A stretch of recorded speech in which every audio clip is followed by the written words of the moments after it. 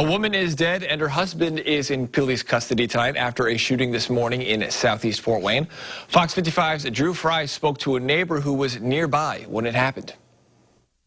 Blue lights and yellow police tape interrupt a quiet Friday morning on Alverado Drive. Just hours earlier, one neighbor heard a gunshot. He then saw a bleeding woman running for her life before collapsing in front of another neighbor's home. You see, she was hurt on the ground bleeding, and that's when Miss Tracy, my neighbor, she came out there, seen her on the ground, made the call.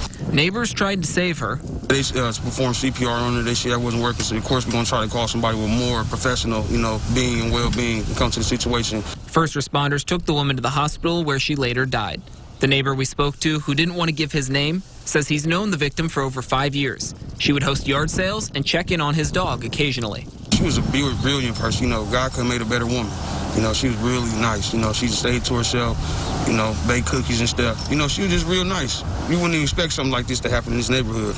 Witnesses told investigators they saw the woman's husband leave the house. Police say they pulled him over during a traffic stop and arrested him. They say it appears to have started as a domestic dispute. Multiple neighbors say they were surprised to see something like this happen so close to them.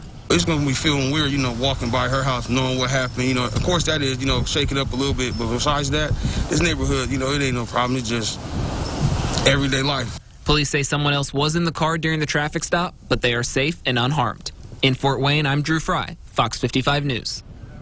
The suspects and the victim's name have not been released yet. We'll continue to update this story both on air and online at WFFT.com as more details become available.